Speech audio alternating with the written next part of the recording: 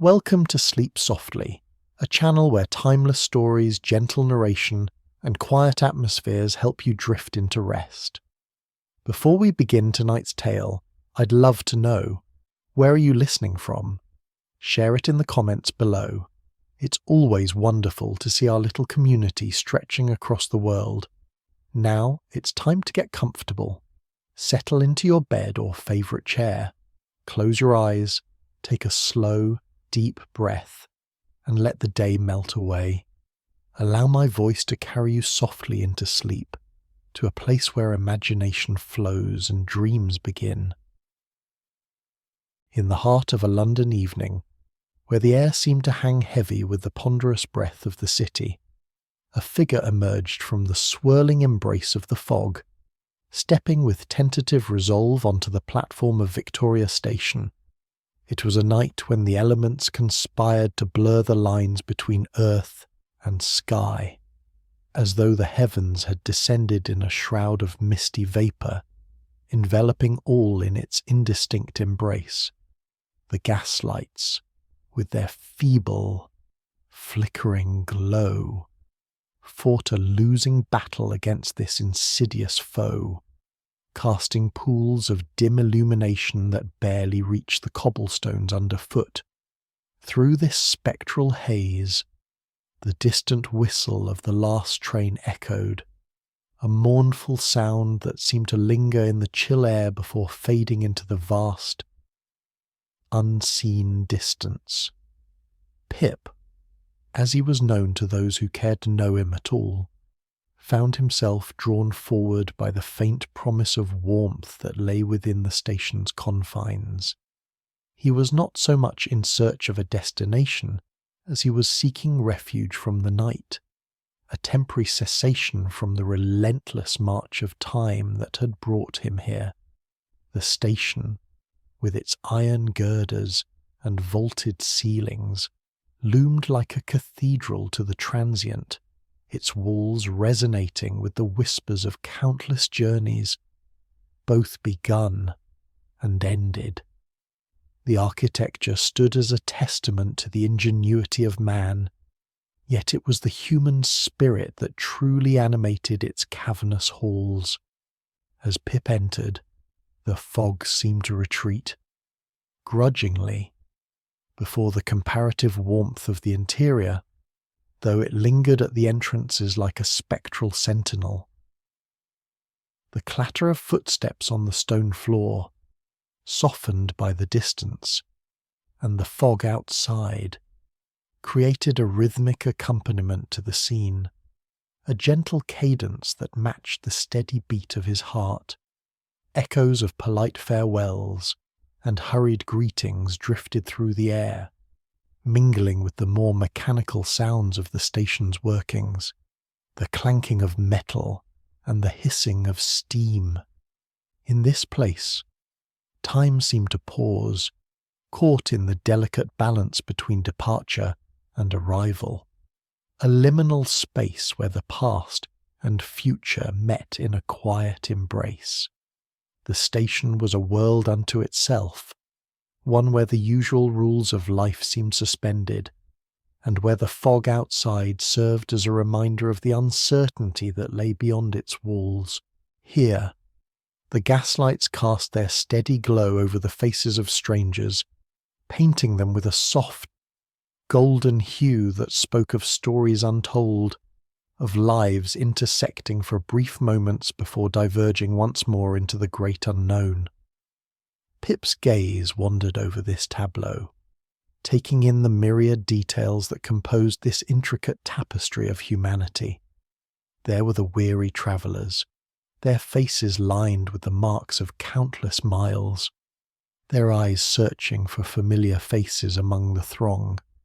There were the station workers, moving with a practised efficiency, their steps guided by the rhythm of the trains that came and went with clockwork precision. And there were those, like Pip, who paused at the threshold of their journey, caught in the moment of decision, the fog of their own uncertainties mirrored by the mist that lay beyond the station's doors. The soft murmur of conversation ebbed and flowed around him, a gentle tide that ebbed and flowed with the comings and goings of those who passed through this place. It was a sound that blended with the quiet footsteps and the distant clanging of a bell, creating a symphony of sorts, one that spoke of life in all its varied forms. In this medley of human existence, Pip felt a sense of belonging, a connection to the greater tapestry of life that was woven here, even as the fog outside seemed to whisper of solitude and separation.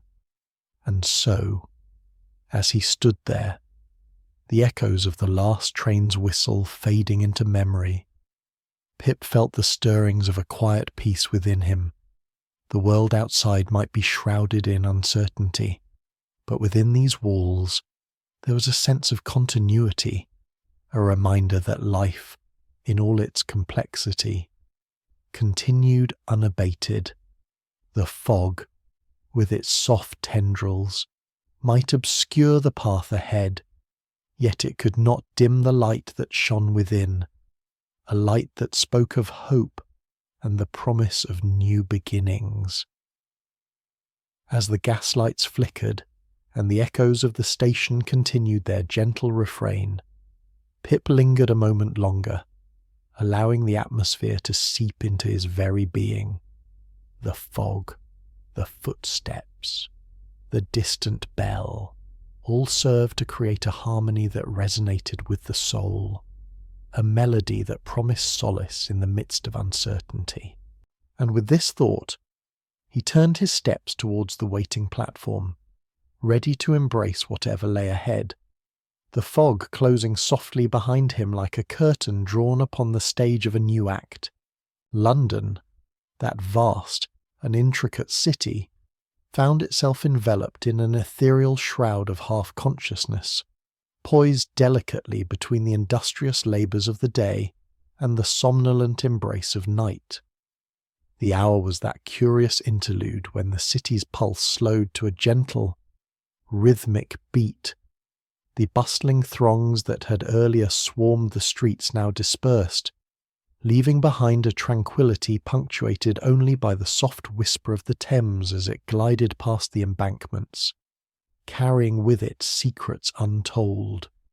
The fog, that ever-present companion to the Londoner, wafted through the avenues like a spectral river, its tendrils curling around the ancient pillars and lamp-posts, as if to cradle the city in a tender, ghostly embrace. Gaslight, that steadfast sentinel of the Victorian street, flickered with an almost sentient awareness, casting its golden glow through the murk with a languid grace, illuminating the cobblestones with a warmth that was more suggestion than reality. It was as if each pool of light held within it a promise of stories untold, of lives lived in the shadows and corners of this sprawling metropolis. The echoes of distant footsteps, softened by the mist, created a melody of their own, a gentle percussion that accompanied the quiet hum of the evening, as though the city itself were breathing in a slow, deliberate rhythm. In this somnolent state, London seemed less a city of brick and mortar, and more a tapestry woven from the dreams and aspirations of its denizens. The fog clung to the river banks, a gauzy veil that transformed the familiar into the fantastical, and the bridges that spanned the Thames appeared to float, suspended between the heavens and the earth, their arches disappearing into the mist like pathways to an etheric realm. The air was imbued with a moisture that was both invigorating and enervating, a paradox that mirrored the city's dual nature, ever caught between the relentless march of progress and the nostalgic pull of its storied past. As the evening deepened, the streets, which had earlier resounded with the clamour of commerce and the cries of street vendors, now hushed to a murmur, a symphony of quietude that spoke to the soul of the city. The shop windows, with their displays of wares both mundane and exotic, glowed softly under the gaslight, their reflections shimmering in the wet pavement like glimpses into another world. The fog, ever the artist, painted the scene with a palette of sepia tones, blurring the edges of reality, inviting the imagination to wander freely through its corridors. And so, the city slumbered on, not in the deep repose of the countryside, but in a state of suspended animation, a delicate balance between wakefulness and dreaming. The river, its surface dappled with the reflections of gas lamps and the occasional passing steamer, whispered its eternal lullaby to the stone embankments, a song of continuity and change, of beginnings and endings intertwined. The fog, ever present, wrapped itself around the city like a comforting blanket, its touch as light as the caress of memory, its presence as enduring as the river itself.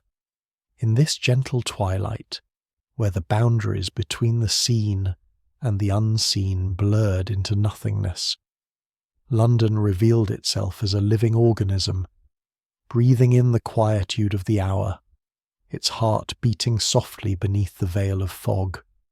The echoes of the day, voices, laughter, the clatter of hooves on cobblestones, faded into the past, leaving behind only the gentle pulse of the city, a rhythm that invited reflection, a cadence that lulled the senses into a state of serene contemplation. And thus, with the fog closing softly around him like a curtain drawn upon the stage of a new act, the city awaited the next chapter in its endless narrative. The lamps, flickering with a steady resilience, cast their light upon the path ahead, inviting all who wandered its streets to pause and listen, to breathe in the quietude, and to welcome the gentle embrace of the night. In the dimness of the gathering evening, where the fog clung to the cobblestones like a tenacious spectre, an old man stood by the railway tracks, engaged in a task both mundane and profound, clad in the uniform of his humble station, the Stationmaster, with his hands steady yet bearing the slight tremor that age imparts, focused intently upon the lantern before him. The air around him was chill, carrying with it the faintest whisper of the river's breath, as if the Thames itself sighed in its eternal flow through the heart of the city. His fingers, deft from years of practice, worked with the delicacy of a surgeon, trimming the wick of his lantern to just the right length, ensuring that its glow would pierce the shrouding mist, a beacon of warmth and guidance in the enveloping gloom. The lantern's light flickered momentarily, casting a dance of shadows upon the creased visage of the stationmaster, each line upon his face telling tales and days gone by, of trains departed and arrived, of countless farewells and reunions witnessed from his solitary post. He paused, taking a moment to survey the scene around him, where the gaslights fought valiantly against the encroaching darkness, their golden halos shimmering like guardian spirits over the streets. It was at this moment that young Pip, with the innocence of youth and the curiosity that accompanies it, approached the stationmaster, his footsteps echoing softly against the cobblestones, a gentle counterpoint to the distant hum of the city. "Good evening, sir," Pip ventured, his voice a respectful murmur amidst the hushed ambience of the evening. The old man, startled from his reverie, turned his gaze upon the boy, his eyes twinkling with a kindness born of understanding and a life lived in the service of others. "Good evening to you, young master," replied the station-master, his voice warm and gravelly, like the sound of a well-worn coat brushing against the winter air. "What brings you out on such a night as this?"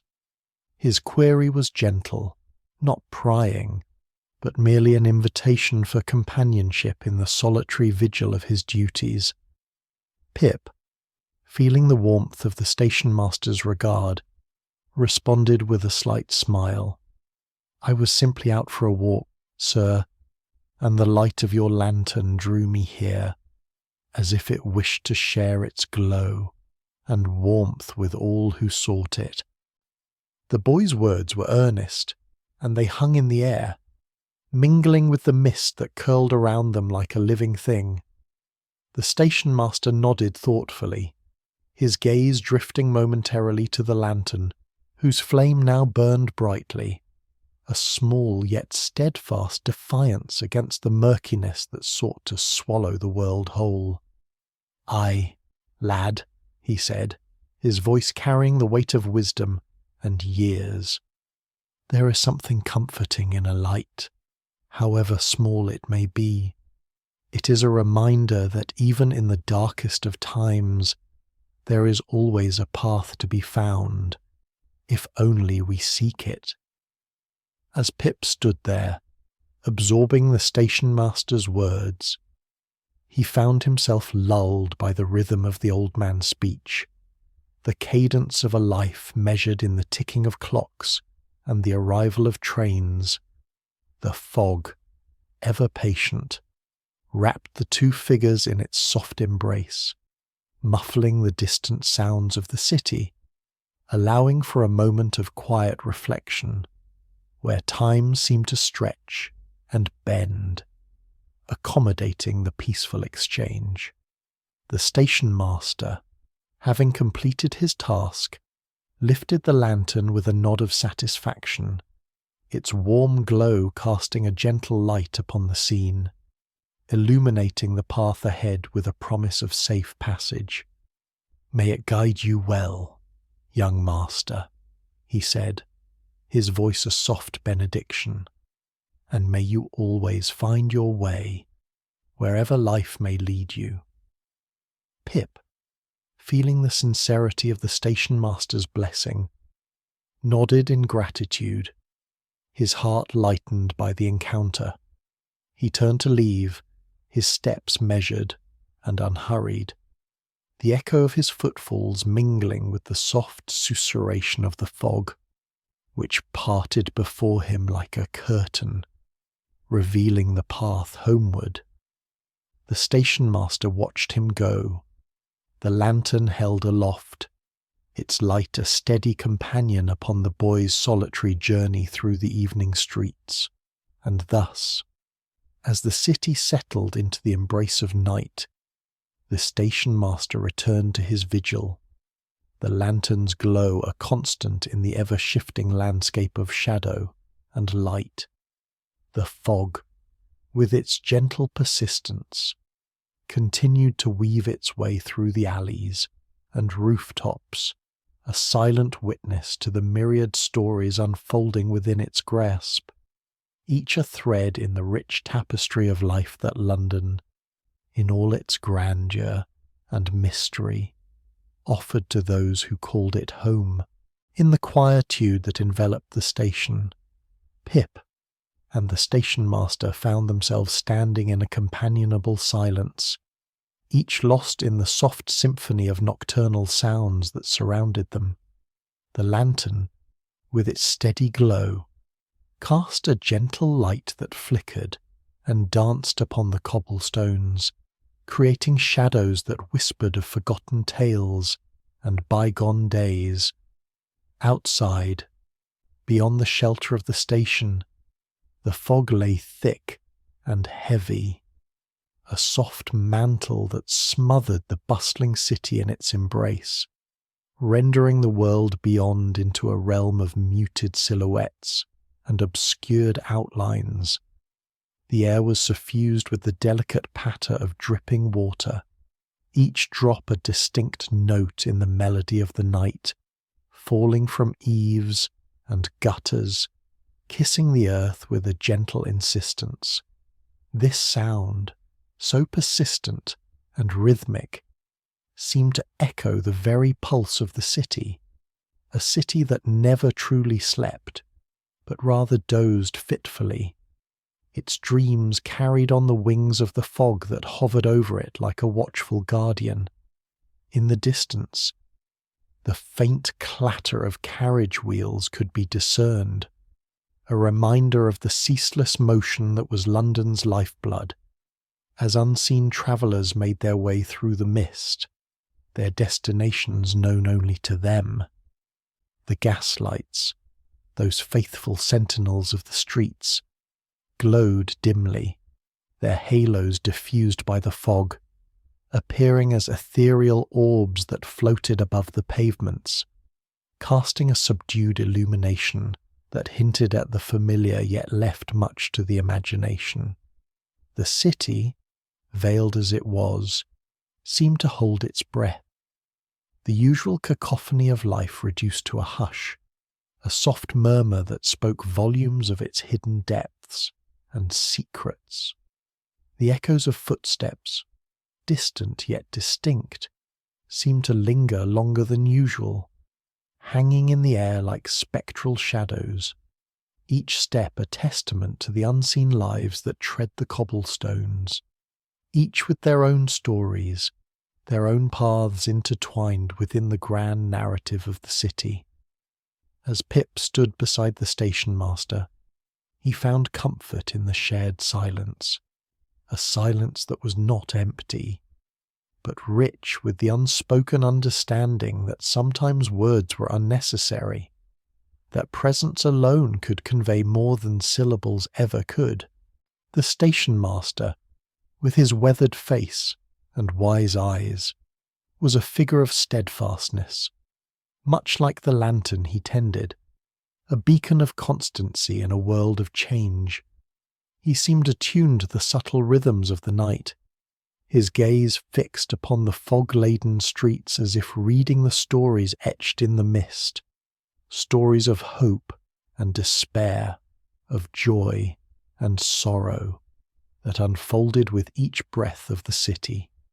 In this moment, time seemed to stretch and contract, the boundaries between past and present blurred by the fog's embrace, the gentle susurration of the river, flowing unseen yet ever present, whispered of journeys and passages, its waters a conduit between worlds, carrying with them the dreams and aspirations of those who lived upon its banks.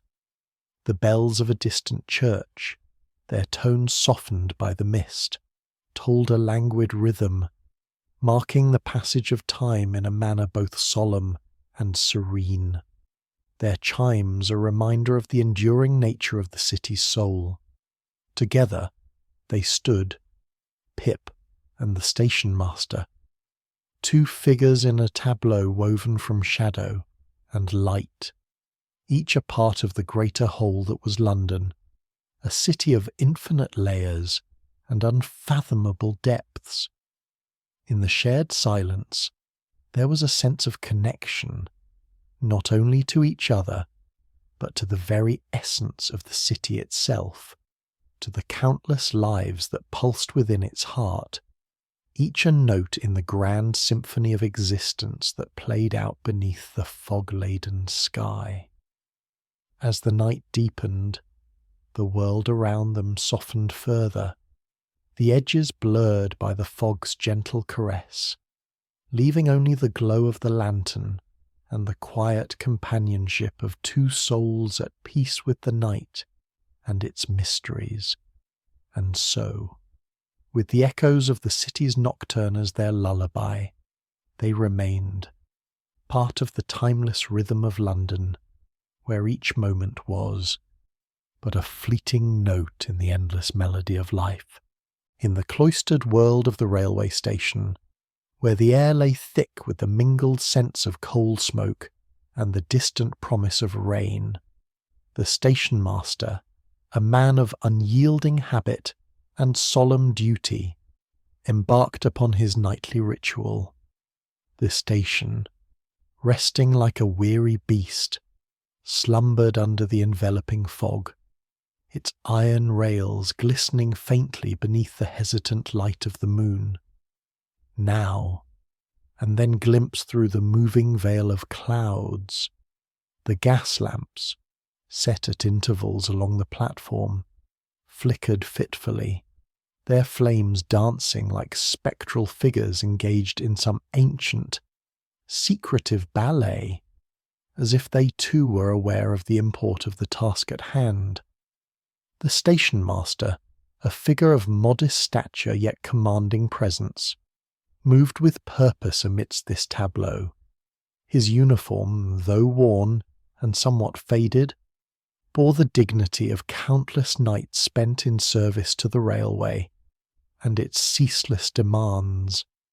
He carried with him a lantern, whose warm glow cast elongated shadows that played upon the cobblestones, echoing the station's own murmured whispers. These whispers, the soft shuffle of the night wind through the arches, and the gentle clinking of distant chains, formed the orchestral backdrop to his solemn march. The light, he mused aloud, his voice softened by the night, is a beacon and a promise, a guardian against the encroaching darkness that would render our lives indistinct and uncertain.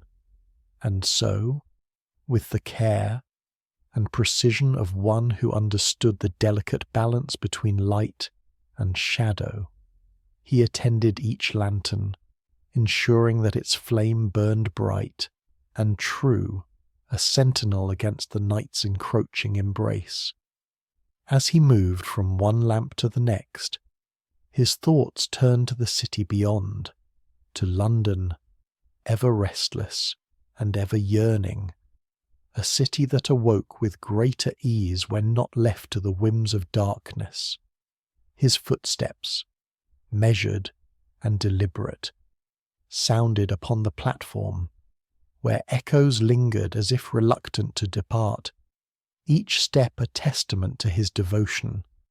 The fog, that ever-present companion, swirled around him, thickening and thinning with the capriciousness of a dream, sometimes parting to reveal the distant glow of the city's heart, at other times closing in, as if to wrap him in its soft, opaque embrace. It was a presence both comforting and enigmatic, a reminder that the world was vast and complex, filled with mysteries that invited contemplation rather than resolution. Around him, the station's architecture seemed to breathe, the iron and stone exhaling the warmth of the day's sun, now dissipated into the coolness of the night. The walls, lined with the echoes of travellers past, whispered tales of journeys undertaken and destinations reached, of meetings and partings, of hope and despair. Each lantern that the stationmaster kindled was a spark in this vast narrative, a point of light in the tapestry of human experience that unfolded with each passing train, with each departing soul. London, he continued, speaking to the night and to himself, is a city of contrasts, of shadows and light, of movement and stillness, a city that sleeps yet never truly rests. His words hung in the air, mingling with the fog, becoming part of the ambient texture of the night. The task was one of continuity, a thread that linked the past to the present, a reminder of the constancy of duty amid the ever-changing world.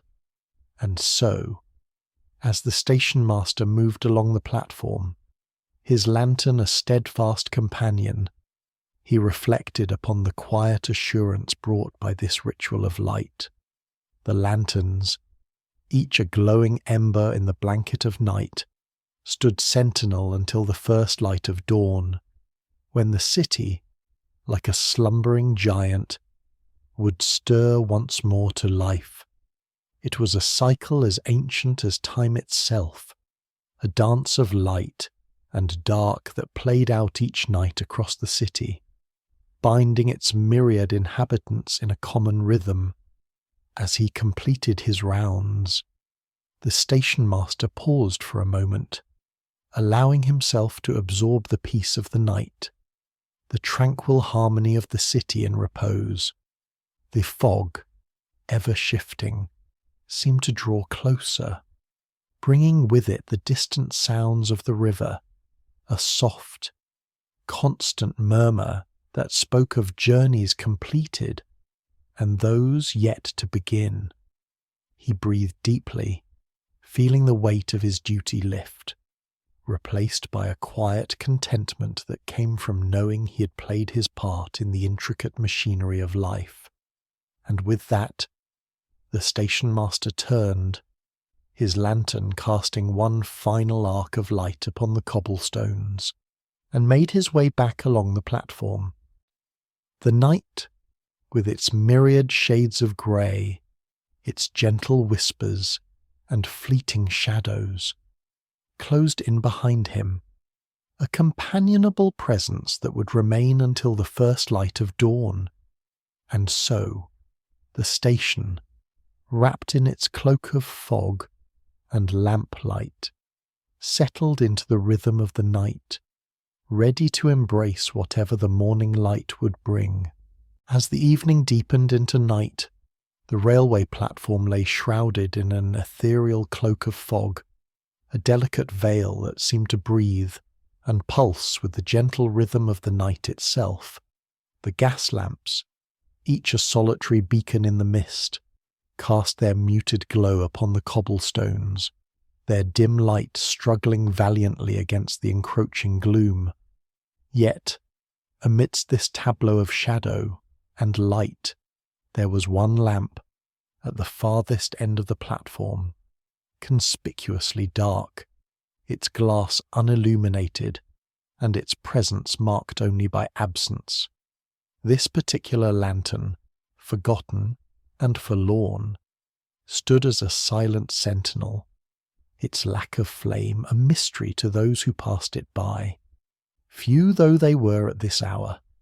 Indeed, it was a stationmaster of venerable years, his gait slow and deliberate, who first cast his rheumy eyes upon its cold visage, and, with a sigh that seemed to carry the weight of many such nights, turned his gaze away, murmuring softly to himself that it had been out some time now. His words, though scarcely audible, echoed in the quiet, carried by the still air to mingle with the whispers of the night.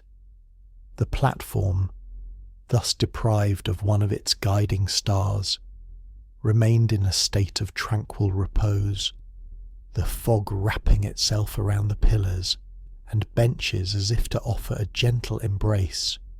Footsteps, when they did occur, were muffled by the dampness in the air, each step a soft thud that seemed to dissolve into the night rather than disrupt it.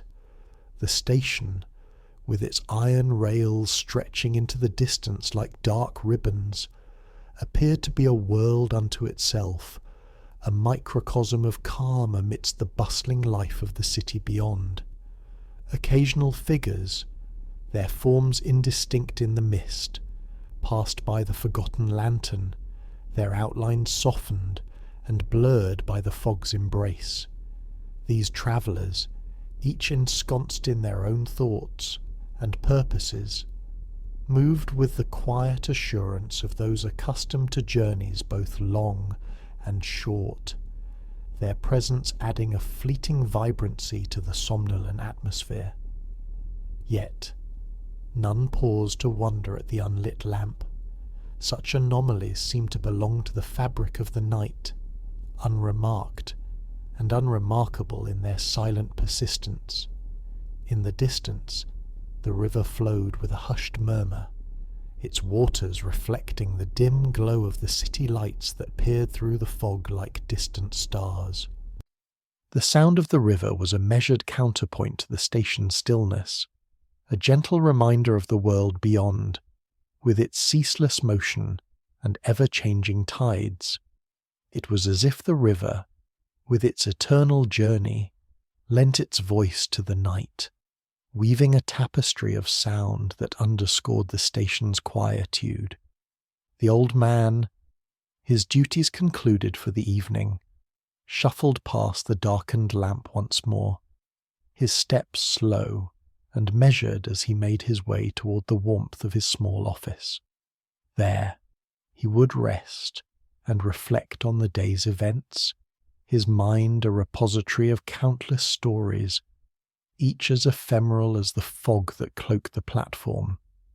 The lantern, its glass now misted over with dew, remained a silent observer, its dark visage a testament to the passage of time and the inevitability of change. As the hours wore on, the platform settled into a deeper stillness, the fog thickening until it seemed to be a living thing, a creature of the night with its own silent breath and heartbeat. The echoes of distant bells, muted by the fog, reached the station as though from another world, their gentle chimes a lullaby to the sleeping city. The gaslights, steadfast in their vigil, flickered occasionally, their flames dancing in the damp air like will-o'-the-wisps, guiding the weary traveller home. Thus, the station, with its forgotten lantern and its myriad shades of grey, became a sanctuary of calm, a refuge from the tumult of the world beyond. It was a place where time seemed to stand still, where the night unfolded in a series of gentle tableaux, each more serene than the last. And so it would remain until the first light of dawn, when the fog would lift and the world would awaken once more to the promise of a new day. As Pip stood amidst the lingering mist that clung to the railway station like a spectral embrace, he was enveloped by the pervasive quietude that only an evening thick with fog could provide. The gaslights, dimmed by the persistent shroud of vapour, cast their feeble glow upon the cobblestones, where each footfall echoed with a hollow resonance, reverberating softly into the oblivion of the night.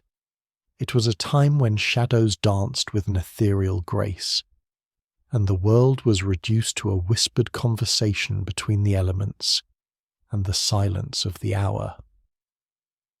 In this hushed atmosphere, Pip felt an inexplicable tug at the fabric of his thoughts, as if an unspoken story lay dormant within the very stones beneath his feet, waiting patiently for a voice to awaken it. The stationmaster, with his weathered visage and eyes that glimmered with the knowledge of years, seemed to carry within him a tale that the night itself wished to tell. There was a certain melancholy to the way he handled the lantern, its flame flickering as though it too were a keeper of secrets, a custodian of memories long since past. The story, as Pip intuited, was one of loss and of light extinguished, a narrative woven with the threads of human frailty and the inexorable march of time. It was said, in hushed tones passed down through the years, that there had been a son, a promising lad full of vigour and aspiration, who had once stood where Pip now stood, his life entwined with the iron rails that stretched like veins through the vastness of the land. Yet, one fateful night, when the fog lay thick and the world seemed to hold its breath, the rail had claimed him, and with him, the light of the station had dimmed to darkness. The lantern, so carefully tended by the stationmaster's hands, had faltered that night, its glow extinguished in a cruel mimicry of the life it had once illuminated. The echoes of that tragedy lingered still, reverberating through the air like a distant tolling bell, each chime a reminder of the fragility of existence and the swift passage of time. Yet, in the midst of this sombre reflection, there was a peculiar sense of solace to be found, as if the very act of remembrance could kindle anew the light that had been lost. Pip, standing there amidst the swirling fog, felt the weight of the story settle upon him like a cloak. The rhythm of the night, with its gentle cadence and soft whispers, seemed to encourage a contemplation of the past, inviting him to become a part of this unfolding tapestry of memory. There was a beauty in the silence, a grace in the way the world held its breath, waiting for the dawn to break and for the light to return once more. As the night stretched on, the fog began to shift, its formless embrace, slowly giving way to the first hints of a new day. The lantern, held aloft by the stationmaster, glimmered with a renewed brightness, as if emboldened by the resilience of the human spirit, by the enduring power of stories to illuminate even the darkest of nights. And so, the station remained a place of quiet reflection, a sanctuary where time seemed to pause, allowing those within its bounds to ponder the mysteries of life and death, of light and darkness, and of the ever-turning wheel of fate. In this serene tableau, Pip felt the gentle nudge of an invisible hand guiding him forward, urging him to continue his journey through the night, to seek out the stories that lay hidden in the folds of the fog, and to carry with him the light of understanding that such tales impart. The echoes of the past would linger, a soft refrain in the symphony of the night, as the world slowly awakened to the promise of a new day. The night air, thick and cloying, hung about Pip like a shroud, weaving its way through the narrow streets and alleys with an ethereal grace, as if it were a living thing, breathing softly against the cobblestones and whispering secrets to the shadows that lay in wait. The fog, an ever-present companion, clung to the gaslights that lined the station, their glow softened to a gentle blur that seemed to illuminate and obscure in equal measure, casting strange and shifting patterns upon the ground. It was a night where the boundaries between the real and the imagined blurred, and the only certainty was the steady rhythm of footsteps echoing in the stillness, a reminder of life moving inexorably forward even as the world slept. Pip, drawn forward by an unseen force, moved with a purpose that belied the languid pace of his surroundings. The station, once a bustling hub of activity, now lay silent save for the distant murmurs of train engines and the occasional clatter of a loose shutter caught in the wind. It was here, amidst the hushed tones of the night, that the stationmaster's confession came to light, a revelation wrapped in the quiet dignity of a man who bore the weight of his duty with solemn grace. The stationmaster, a figure as much a part of the landscape as the tracks and timetables, stood beneath the dim glow of the lantern, his silhouette a study in stillness against the shifting backdrop of fog. His eyes, keen and knowing, met Pip's with a depth that spoke of shared understanding and unspoken truths. There was a moment of silence, a pause in which the world seemed to hold its breath, before the stationmaster's voice broke the calm, soft and steady, carrying with it the weight of years. It was his post, he said, the words resonating with a quiet reverence, as though he were speaking of a sacred trust. Seemed wrong to claim it for another. The admission hung in the air, a simple truth that carried with it the complexities of loyalty and respect, a testament to the bonds that hold us together in the face of change. The lantern, a beacon in the night, had remained unlit, a silent tribute to the one who had once tended it with care. It was a decision born not out of neglect, but of a deep-seated conviction that some duties, as small as they might seem, were meant to be borne by those to whom they were entrusted. The stationmaster's voice, though quiet, carried with it the strength of this conviction, a reminder that in a world of shifting sands, some things remained steadfast and true. As Pip listened, he felt the steady rhythm of the night enfold him, the fog wrapping around him like a comforting embrace. The echoes of the stationmaster's words lingered, a gentle refrain that spoke to the heart of all who have ever felt the pull of duty and the weight of responsibility. It was a moment of connection, a bridge between past and present that illuminated the path forward even as it honoured the journey that had come before.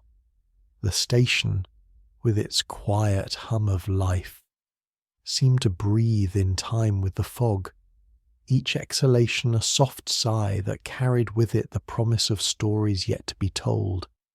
The gaslights flickered, their glow unsteady yet persistent, a testament to the endurance of light in the face of encroaching darkness. And above it all, the stars, unseen but ever present, watched over the scene with a quiet majesty, their light a reminder of the vastness of the universe and the small but significant place each of us holds within it. As the fog began to thin, a pale light brushed against the horizon, heralding the approach of dawn. The night, with its secrets and whispers, began to yield to the promise of a new day, the transition marked by the gentle rustling of leaves and the soft call of birds awakening to the morning. Pip, with the stationmaster's words echoing in his mind, felt the stirrings of hope and possibility, the knowledge that each day brings with it the chance to honour the past while forging a path toward the future. With a final nod to the stationmaster, Pip turned once more to the road ahead, his footsteps a part of the symphony of the waking world. The echoes of the night lingered, a gentle reminder of the stories that shape us, and the light that guides us even in the darkest of times. And as the first rays of the sun broke through the clouds, the world seemed to exhale, a soft sigh that carried with it the promise of a new beginning, the dawn of a day filled with endless possibilities. As the gentle breeze of dawn whispered through the trees, Pip found himself wandering through the labyrinthine corridors of his own memories, where the shadows of his past companions lingered like spectral guardians of a bygone era. Each recollection unfurled with the delicate grace of an autumn leaf drifting to rest upon the earth, and in their embrace, he discerned the flicker of lanterns once burning bright, now softly dimmed by the passage of time. In the quietude of the morning, Pip's thoughts turned to the visage of Joe Gargery, whose unwavering kindness had been a beacon of warmth in Pip's often tumultuous youth. Joe, with his broad shoulders and heart as open as the vast, unending sky, had been a constant source of solace a sturdy foundation upon which Pip had once built his dreams. The recollection of Joe's gentle words, spoken with the simplicity and sincerity of a man unburdened by artifice, resonated within Pip's heart like the distant chime of a church bell, echoing through the misty veil of memory. In those moments, Pip marvelled at the purity of Joe's spirit, which had shone with an enduring brilliance, casting light upon the darkest corners of Pip's soul. Yet, as Pip lingered upon these reflections, the spectre of Abel Magwitch emerged, a figure both feared and revered, whose sacrifice had forever altered the course of Pip's life. Magwitch, hardened by the harshness of his existence, had nonetheless harboured within him a flicker of hope, a desire to uplift Pip from the mire of poverty and into the realms of gentility. The memory of Magwitch's final moments, tender and poignant, played out in Pip's mind like a solemn requiem, reminding him of the profound bond that had formed between them, a bond forged in the crucible of shared adversity. The lantern of Magwitch's life, once a fierce and blazing fire, now glowed softly, illuminating the path of redemption that Pip had chosen to tread. And then, in the stillness of the dawn, Pip's thoughts meandered towards Estella, her silence a haunter's melody that had threaded its way through the tapestry of his existence. Estella, with her beauty as ethereal as the morning dew upon a spider's web, had been to Pip both a muse and a torment, her aloofness a challenge he had long sought to overcome.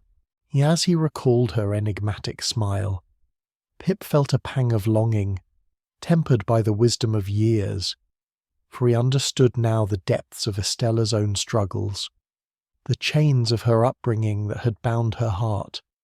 Her lantern, dimmed by the shadows of her past, had nevertheless cast a gentle glow, revealing to Pip the complexities of love and the resilience of the human spirit. In this reverie, Pip stood at the confluence of his memories, the echoes of his past companions whispering to him through the veil of time, each connection, like the delicate strands of a spider's silken web, wove together the fabric of his life, a tapestry rich with the vibrant hues of joy and sorrow, triumph and regret. As the sun continued its ascent, casting golden rays upon the world, Pip felt a profound sense of gratitude for the lanterns that had guided him, their light a testament to the enduring power of love, sacrifice, and friendship. With a soft exhalation, Pip released the hold of these memories, allowing them to drift gently into the recesses of his mind, where they would remain, a cherished reminder of the journey he had undertaken. The morning air, crisp and invigorating, filled his lungs, and as he stood amidst the awakening world, Pip felt the promise of a new day unfurling before him, a canvas yet to be painted with the hues of possibility. As the echoes of the past faded into the soft hum of the present, Pip turned his gaze towards the horizon, where the gentle lapping of the river's waters harmonized with the distant tolling of a church bell, signalling the start of a new chapter.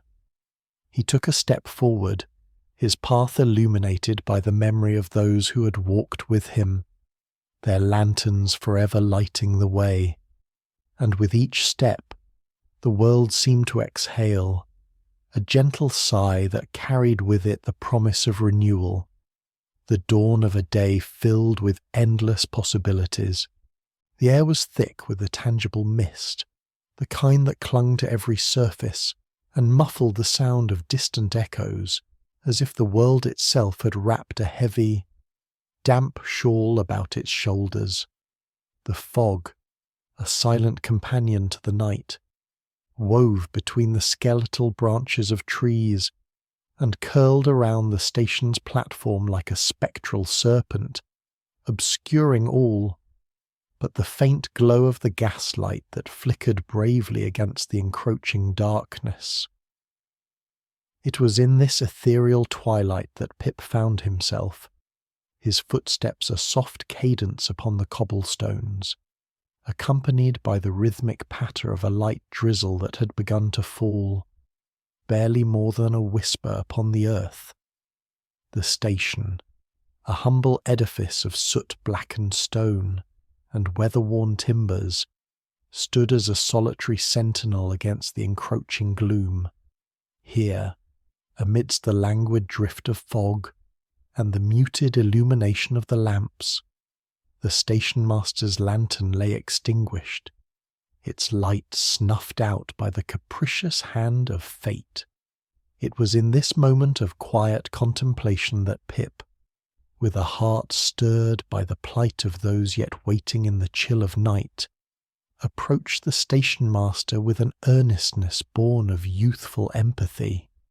"Sir," Pip began, his voice soft yet echoing with the earnestness of sincere intent, "might I offer my assistance in rekindling the light of your lantern for the sake of those still waiting at their own stations?" His words hung in the air, suspended between the gentle susurration of the rain and the distant murmur of the river, a plea wrapped in the promise of hope and illumination. The stationmaster, a figure etched with the lines of time and the burdens of responsibility, paused in his silent vigil. His eyes, framed by the creases of many years, met Pip's with a glimmer of surprise, as if the question had roused him from a reverie he had not chosen. For a moment, the world seemed to hold its breath, the fog pausing in its ceaseless dance, the rain hesitating in its fall, as the old man considered the offer placed before him. A nod, slow and deliberate, was his response. A gesture of acceptance that carried with it the weight of unspoken gratitude, and the quiet dignity of one who had borne the trials of many seasons. "Aye, lad," he replied, his voice a low rumble that seemed to blend with the soft echoes of the night. "If your hands are steady and your heart true, then let us bring light to where darkness has laid its claim, with a shared purpose now guiding them."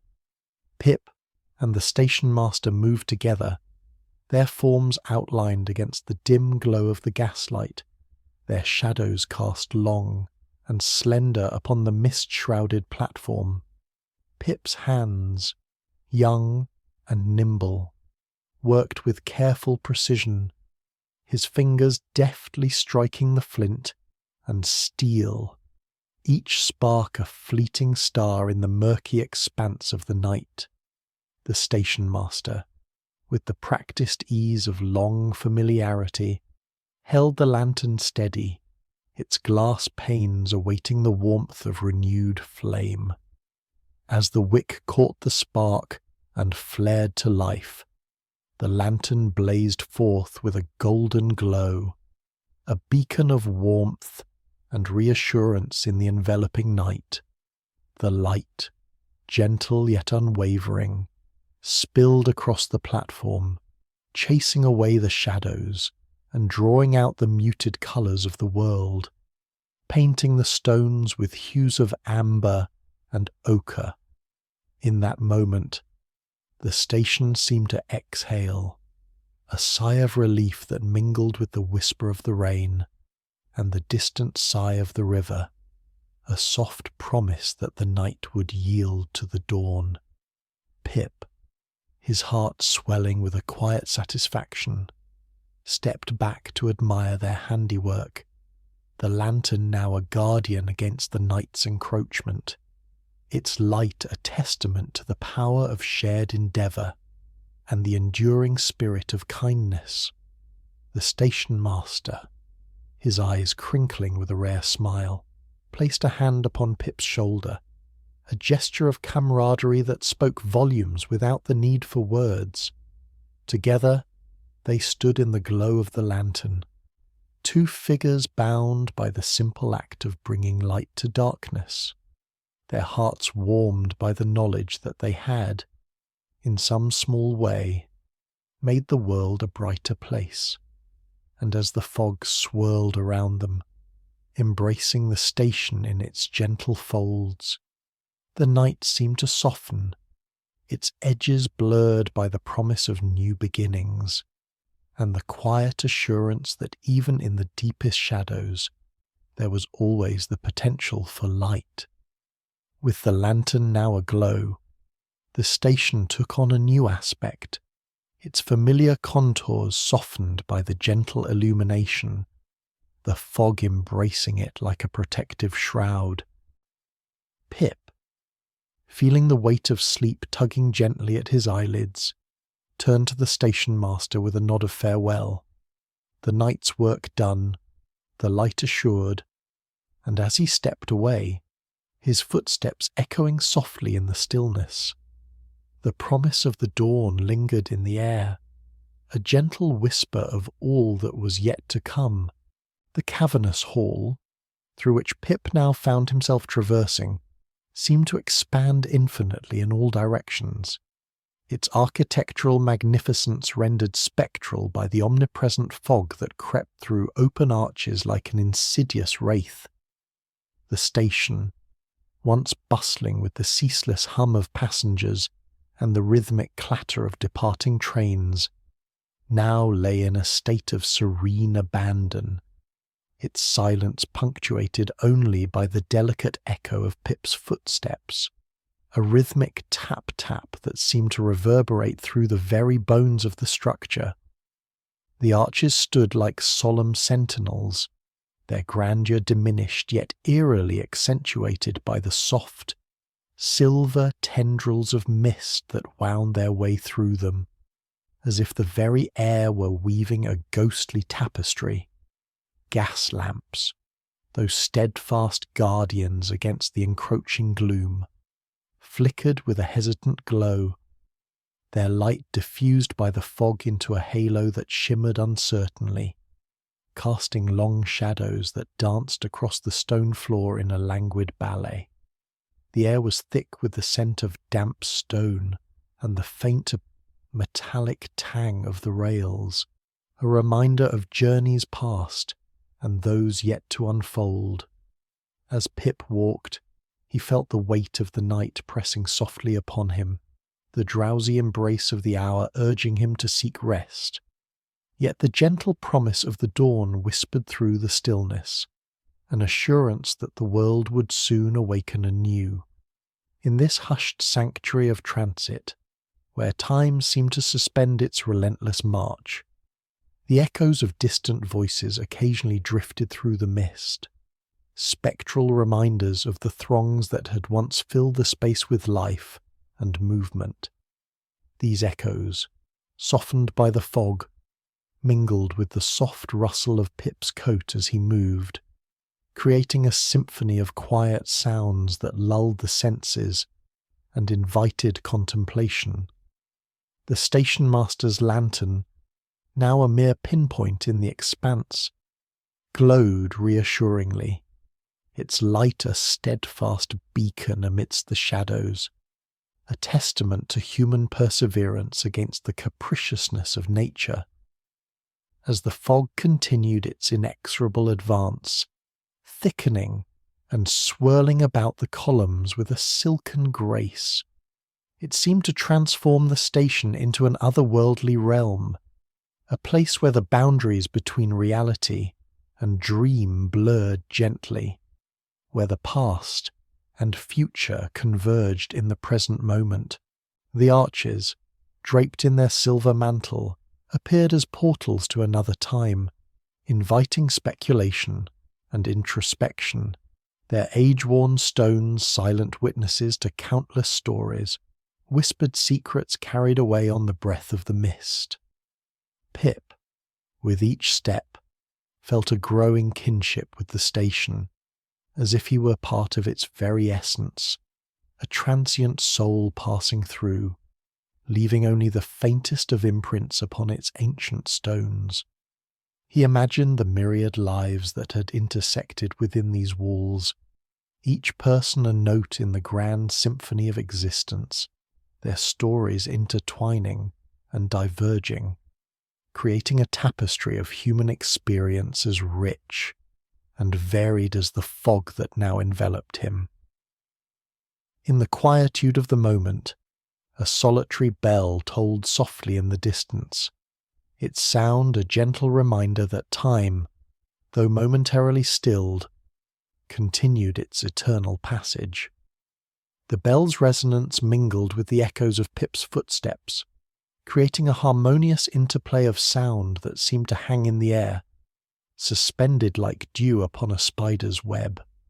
The rhythm of his walk matched the measured beats of the bell, creating a measured cadence that lulled the mind and spirit, inviting reflection upon the journey thus far and the promise of what lay ahead.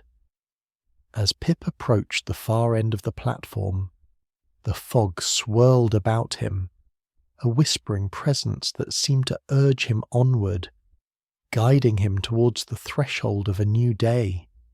He paused for a moment, allowing the echoes to dissipate into the mist, and turned his gaze back towards the station, now barely discernible through the shroud of silver. The lantern's light flickered in the distance, a steadfast reminder of the night's quiet vigil, its glow a companion to the stars hidden beyond the veil of fog. With a gentle sigh, Pip resumed his walk, the echoes of his footsteps fading softly into the distance as he moved towards the promise of dawn, the station behind him receding into the realm of memory, a cherished chapter in the book of his existence. The fog, ever present and enveloping, seemed to cradle the platform in its ethereal embrace, a guardian of secrets and stories untold, a silent witness to the passage of time. And as Pip disappeared into the mist, the gentle hum of the river, ever nearby, whispered its eternal lullaby, a soft, measured presence that promised continuity and renewal, a reminder that even in the stillness, life persisted with quiet determination. In the dampened quietude of that forlorn station, where the whispers of the river carried tales of distant lands, Pip found himself kneeling upon the cold, unforgiving ground, his hands busy with the delicate task of cleaning the soot-streaked glass of the stationmaster's lantern.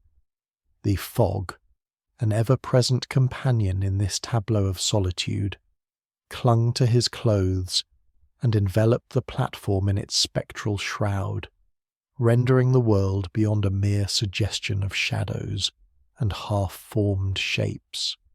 The gaslights, with their flickering, aqueous glow, seemed to cast long, wavering shadows that danced in the mist, as if engaged in a ghostly waltz with the elements.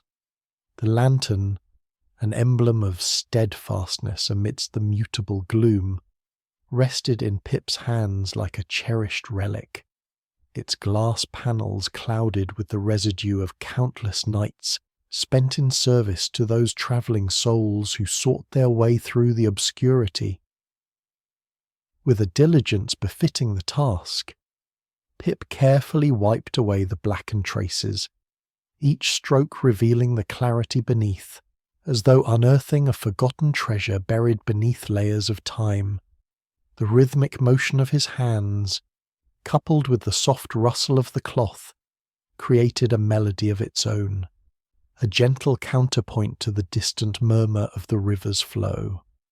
Standing nearby, the stationmaster, a figure of quiet authority amidst the pervasive silence, watched with a benevolent eye, his presence as reassuring as the glow of the lantern itself.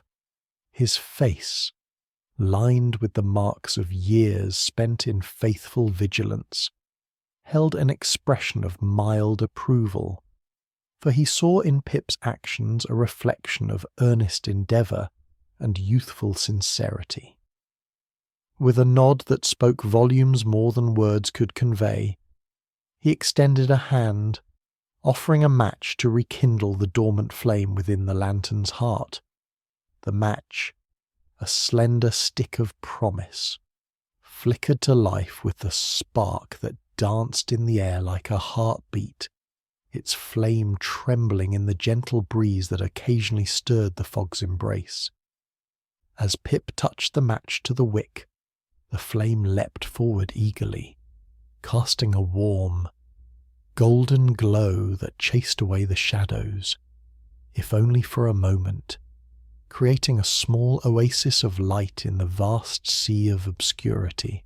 The lantern, now restored to its rightful glory, stood as a beacon of hope and guidance, its light reflecting in Pip's eyes with a brightness that mirrored the quiet satisfaction of a task well accomplished. Around them, the world continued in its muted symphony, the fog weaving through the gaps in the platform with a determined grace, while the echoes of distant footsteps suggested lives unseen, each step a story unfolding in the tapestry of existence. Yet, within this cocoon of light and shadow, time seemed to slow, each moment stretching into the next with a languid ease, inviting contemplation and a gentle surrender to the present. The station, with its myriad of creaks and whispers, felt alive, a living entity that breathed in harmony with the rhythm of the river and the pulse of the earth beneath. And though the fog persisted, its tendrils swirling and curling with a tenacity that defied the light, the lantern's glow stood firm, a testament to the resilience of the human spirit and the enduring power of light to dispel even the most stubborn darkness. As Pip rose to his feet, the stationmaster offered a wordless nod of approval, his eyes crinkling at the corners with a smile that spoke of shared understanding and unspoken camaraderie. Together, they stood in that moment, the lantern between them a symbol of shared purpose and quiet triumph, its light casting long shadows that danced upon the fog-draped platform in a serene, unhurried ballet. And as the river continued its eternal song, weaving its way through the fog and into the heart of the night, the lantern's glow remained a steadfast companion, a beacon of comfort and constancy amidst the ever-shifting veil of mist. The stationmaster, whose years had lent him a visage as craggy and venerable as the stone pillars of the railway itself, stood with a practised patience, his gnarled fingers deftly adjusting the wick of the lantern, the lamp a sentinel against the enfolding gloom, hesitated for a moment before yielding to his expertise.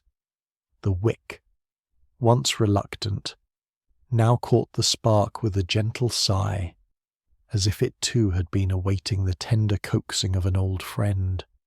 The glass, long and cylindrical, filled slowly with a golden warmth, a light that banished the pervasive haze which clung to the platform like a spectral shroud. The transformation was subtle yet profound, the kind that might escape the notice of a hurried traveller, but for those who lingered, it was a revelation, a slow unveiling, like dawn creeping over a somnolent town. The fog, that ever-present companion of the night, seemed to draw back, retreating with a whispering reluctance, as if acknowledging the dominion of this newly kindled light. The stationmaster, whose life had been a series of such quiet victories, breathed out a long exhalation that carried with it the weariness of years, a breath that seemed to release burdens both seen and unseen, carried through countless nights of solitude and service. The lantern's glow was a balm, a measured presence that filled the space with a sense of tranquil resolve. It was as though the very platform, with its weathered boards and iron rails, exhaled alongside the stationmaster, relieved of its vigil in the dim. Shadows, once lurking in the corners, now stretched languidly, like cats basking in the sun, content under the lantern's reassuring glow. The light danced upon the fog, its tendrils curling and twining in an ethereal waltz, a slow, deliberate rhythm that echoed the river's song, a song of continuity and constancy, whispered in hushed tones as it wound its way through the night. The echoes of distant footsteps, muted by the thick air, resonated gently, a reminder of life beyond the isolated platform. They mingled with the faint, far-off tolling of church bells, their sonorous chimes drifting on the breeze as if carried by unseen hands. The gaslights along the street, struggling valiantly against the fog, flickered in sympathy, their pale luminescence a chorus to the lantern's solo, casting elongated beams that flickered like the pages of an ancient, well-loved tome fluttering in a gentle breeze. In this moment, the stationmaster was not merely a keeper of the rail, but a custodian of the night, his lantern a beacon of hope for those who might find themselves adrift in the enveloping murk. As he stood, his silhouette framed by the warm glow, he embodied the quiet dignity of a man whose life was woven in the fabric of these nocturnal hours, a life where each small act, each gentle illumination, was a thread of purpose and quiet triumph. And so, the lantern's light remained, steadfast and resolute, a guardian against the night's encroaching shadows. Its glow touched the edges of the fog, creating a boundary between the known and the unknown, where the imagination could wander freely, yet always return to the welcoming embrace of the light.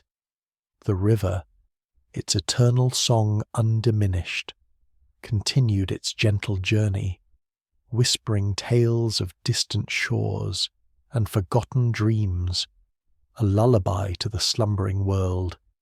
As the night deepened, the stationmaster, with a final nod of satisfaction, turned from his post, the lantern's light a companion at his back, guiding him into the embrace of the night.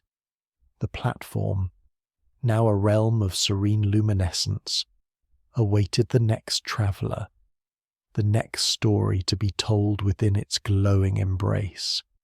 And so, as the fog wove its intricate patterns in the shadows, and the river sang its endless refrain, the lantern stood sentinel, a beacon in the night's tapestry, inviting the weary and the wandering to pause, to listen, and to find their place within the gentle cadence of the world, in the quietude of that mist-laden evening, where the very air seemed to murmur secrets from ages past. Pip and the stationmaster found themselves wrapped not only in the fog's tender embrace, but also in a conversation that shimmered like the distant stars obscured by the night's heavy veil. The stationmaster, whose countenance bore the weathered marks of countless such nights, was a man well acquainted with both the solitude and the society of these secluded hours. Yet, it was in Pip's youthful curiosity that he found a kindred spirit, one eager to unravel the mysteries of light and shadow that played upon the world like the notes of an unseen symphony.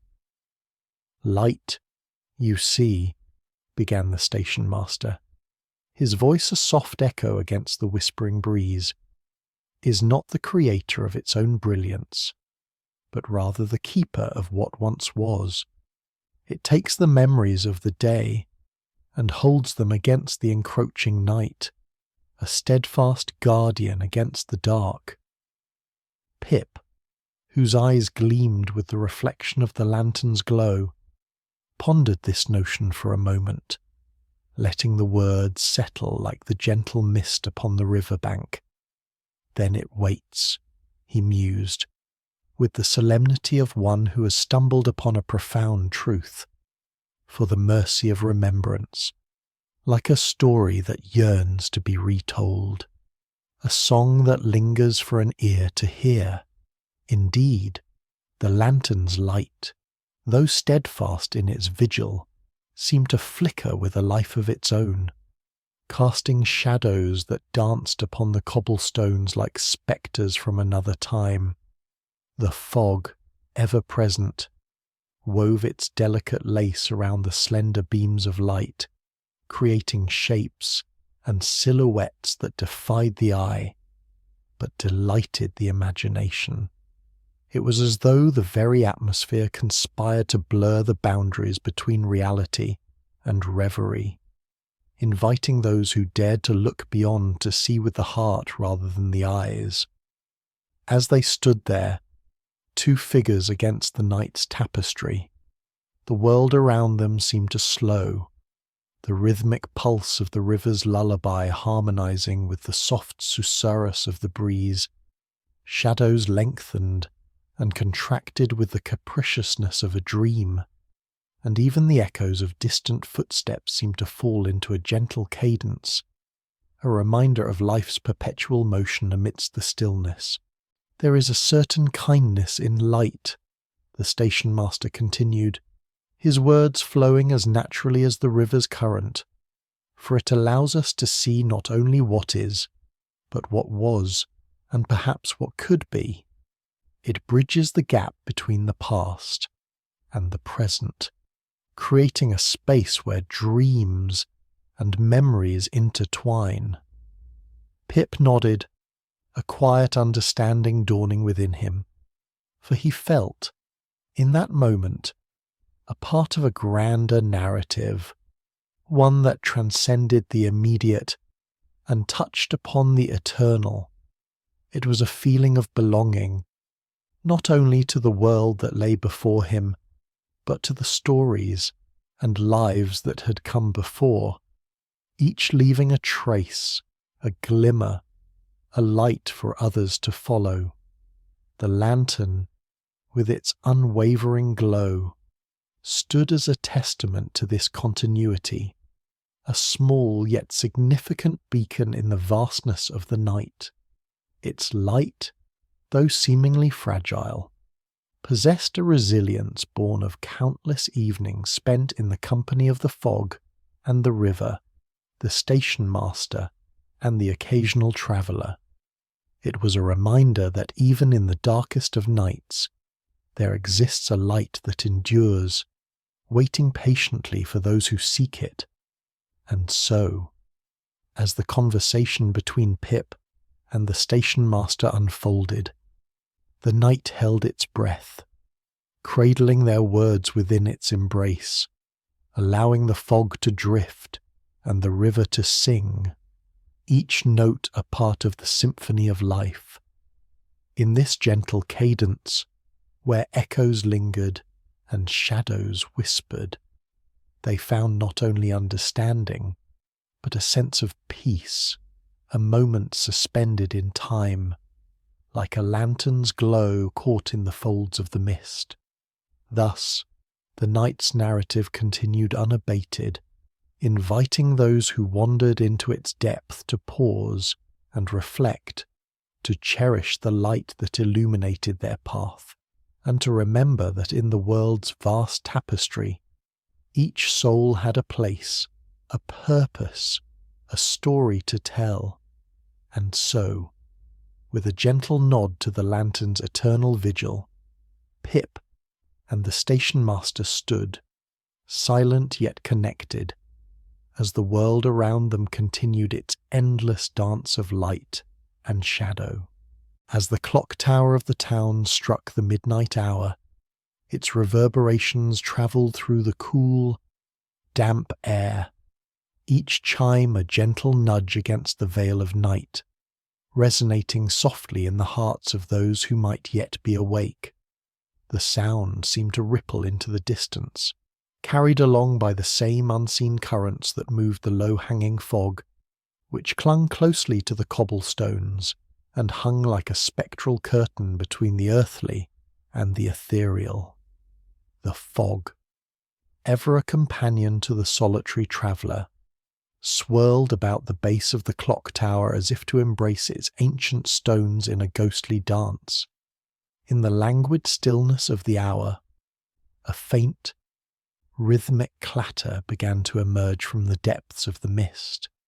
It was the sound of distant hooves, their cadence slow and deliberate, as if the very horses themselves were lulled by the somnolent air, treading with a kind of measured grace upon the unseen road. Alongside this gentle percussion came the subtle rattle of a carriage, its wheels turning with a mellow creak that seemed to mark time itself, every revolution whispering tales of journeys taken and destinations yet to be reached. The fog, thick and velvety, softened the world, rendering outlines indefinite and dulling the harshness of form. In such a setting, the gaslights that lined the street stood as lonely sentinels, their glow diffused in the mist, creating halos of amber that seemed to pulsate gently with the rhythm of the night. Here, the gaslight was a steadfast companion, its presence more felt than seen, guiding the wayward wanderer with a promise of home and hearth, though both might remain just out of reach. There was a sense of the world, slowly stirring to life as if awakening from a long slumber, yet not quite ready to shake off the drowsy comfort of dreams. From some unseen alleyway, an echo of footsteps could be heard, each step a soft affirmation of life's continuance, their sound mingling with the distant carriage and horses, creating a harmonious symphony of night. In the distance, beyond the immediate reach of lamplight, the river flowed with a hushed urgency, its presence a constant reminder of nature's unending cycle. The water moved silently, a silken ribbon weaving through the land, its surface occasionally kissed by the faintest breeze, causing ripples that shimmered like whispers in the moonlight. The river, ever nurturing, carried with it the stories of countless souls, each tale a drop in its endless journey to the sea. Yet amidst this tapestry of sound and silence, the night seemed to hold its breath, as if waiting for something more, something unseen, but felt in the very marrow of the earth. The echoes of the carriage faded, slowly, and the distant hooves grew quieter still, until they were mere memories in the fog, leaving behind the soft promise of their return. Pip and the stationmaster, still standing by the lantern's gentle glow, were themselves swathed in the quietude, their breaths mingling with the moist air, their thoughts drifting along the same currents that carried the echoes away. In their silence, there was a camaraderie born not of words, but of shared presence, a mutual understanding that extended beyond the need for conversation. They watched as the fog ebbed and flowed, a living entity unto itself, as if the very soul of the night had taken form to wander the sleeping streets. The church bells, having completed their midnight toll, left a lingering resonance in their wake, a vibrational hum that settled into the bones of the town, imbuing all with a sense of continuity. Each chime had been a gentle reminder of time's passage, a marker of the lives that intersected within its shadow. And yet, in this midnight hour, time felt suspended, its usual urgency tempered by the tranquil embrace of the night. And so, in this hour of reflection and gentle repose, as the last echoes of the bells faded into the ether, Pip and the Stationmaster stood united in their quiet vigil, the world around them an intricate mosaic of light, sound, and silence. In this hushed interlude, within the soft cocoon of shared understanding, the Stationmaster turned to Pip with an expression of sincere gratitude etched upon his careworn face, his eyes, like twin lanterns themselves, glimmering in the subdued light of the nocturnal scene. "You've done more than light a lamp, sir," he uttered, his voice a quiet murmur that seemed to harmonize with the gentle susurration of the riverside breeze, and in those simple words lay a profundity that Pip had not anticipated, a revelation that transcended the mere physical act of illumination. For it was not merely the lantern that had been kindled this night, but something deeper, something that had long lain dormant within the Stationmaster's heart, now flickering to life with a renewed sense of purpose and warmth. The mist, that ever-present companion of the night, wove itself into the dialogue, curling about them like a living entity, its tendrils softening the edges of reality, transforming the mundane into the ethereal. It was as though the very world itself held its breath. Listening intently to this exchange, the fog embracing them both in its gentle, cloaking embrace, making the moment seem all the more intimate and profound. And within this embrace, Pip smiled modestly, his expression one of quiet humility, the kind that comes from an understanding of profound truths, truths that are beyond the grasp of words alone. The Stationmaster, who for so long had been a solitary sentinel amidst the clamour and chaos of the railway, found himself unexpectedly moved. His life had been a series of repetitive motions, dictated by the relentless schedule of trains and timetables. But tonight, in this rare moment of human connection, he felt a stirring of something long forgotten, a sense of belonging, a reminder of days when companionship was not so distant a memory. He continued, his voice now more assured, yet still tinged with the delicate fragility of one unaccustomed to such exchanges.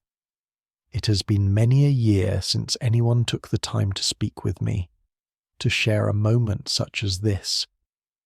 The gas lamps, standing sentinel-like along the platform, cast their amber glow, pooling in the mist, and creating halos of light that seemed to hover just above the ground, their flickering flames a testament to the quiet perseverance of light amidst the shadows.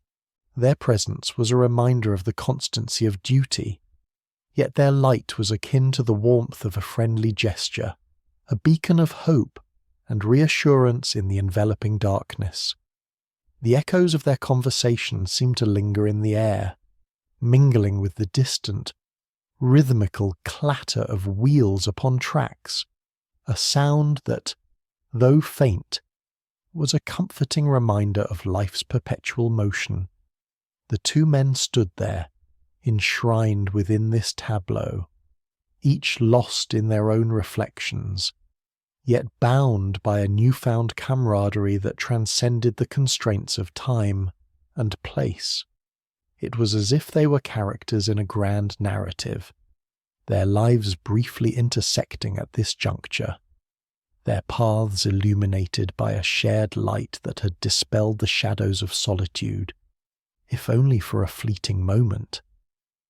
The Stationmaster, with a nod of appreciation, seemed to acknowledge this silent contract, this unspoken understanding between them, and in that nod, Pip felt the weight of a bond that needed no further expression. As the moments stretched languidly, the fog began to thicken, rolling in from the river like a slow tide, enveloping the station with its gentle, undulating presence, softening the harsh lines of the world, and transforming the ordinary into the extraordinary. It was a fog that carried with it the whispers of the past, the voices of those who had come and gone, of stories untold and memories half remembered, and as it did so, the stationmaster, with a quiet dignity, took his leave, a final nod to Pip, who returned the gesture with a gentle wave, both knowing that this night would remain etched in their memories, a luminous point of light within the sepia-toned landscape of their lives. And so, the night continued its slow, inexorable journey toward dawn, the world returning to its rhythmic cadence, the fog weaving its intricate patterns around the station, the lamps casting their steadfast glow, and the river, ever present, flowing quietly past. The echoes of their conversation, though now silent, lingered in the air, a testament to the enduring power of human connection, and as Pip turned to leave, he felt a sense of completion, a quiet peace that settled over him like a gentle mantle, guiding him onward into the night, beneath the vast canopy of London's intricate latticework, where steel beams and glass panes interwove in a grand tapestry of human ingenuity and ambition. The city seemed to breathe with a life both mechanical and mystical. The great iron arches of the station, towering above like the ribbed vaults of some Gothic cathedral, held within their embrace the bustling cadence of a metropolis that never truly slumbered. The gaslights, with their gentle, flickering light, cast long shadows upon the cobblestones, where the footsteps of countless travellers created a symphony of echoes, each step a note in the harmonious chorus of the city's eternal song. The fog, that ever-present companion to London's nights, wove itself through the steel framework, softening the harshness of iron and glass with its spectral touch, its tendrils curling around the arches as if to whisper secrets of ages past. It danced in the lamplight, which spilled like liquid gold across the cold surfaces, transforming the mundane into the sublime, and as it did so, it seemed to infuse the very air with a sense of quiet reverie. The river, not far distant, flowed with a hushed murmur, its waters reflecting the glow of the lamps, creating a shimmering path that beckoned to the weary traveller, promising solace and respite from the cares of the day. In this tableau of light and shadow, the city's heart pulsed with a steady, reassuring rhythm, the distant tolling of bells marking the passage of time with a dignified grace. The echoes of their chimes lingered in the fog, mingling with the soft rustle of leaves stirred by a gentle breeze, and the occasional distant voice, carried on the wind, added its own note to the city's nocturnal melody. Here, beneath the protective arches, the world seemed to pause, as if in contemplation of the beauty that lay hidden within the everyday, waiting patiently to be discovered by those who took the time to look. As the night deepened, the gaslights, steadfast in their vigil, continued to cast their warm glow upon the scene, their light spilling across the platforms and illuminating the faces of those who passed beneath them. Some moved with purpose, their footsteps brisk and determined, while others lingered, caught in the spell of the evening, their eyes drawn upwards to the vaulted heavens above. The arches, silhouetted against the night sky, seemed to stretch endlessly into the darkness, their curves and angles a testament to human creativity, and the glass panes, slick with dew, glistened like a million tiny stars, each one a beacon of hope and possibility.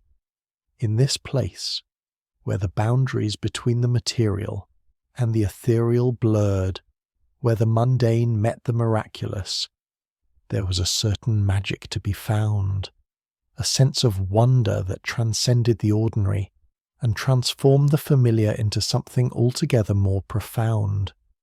The fog, ever shifting, ever changing, was both veil and revelation, concealing and revealing in equal measure, and the river, with its constant, gentle flow, provided a counterpoint to the stillness, a reminder of the ceaseless passage of time and the enduring beauty of the world. And so, as Pip made his way through the night, his heart lightened by the scenes of quiet splendour that surrounded him, he felt a kinship with the city, an understanding that beneath its bustling surface lay a depth of feeling and a wealth of stories waiting to be told. The arches above, the lamps along his path, and the river by his side all conspired to create a world both familiar and strange, a realm where dreams and reality intertwined, and where the soul could find peace amidst the chaos of life. As he moved onward, the echoes of his footsteps mingling with the soft, rhythmic pulse of the city, Pip felt the gentle nudge of the fog against his cheek, a reminder of the mysteries yet to unfold, the stories yet to be written.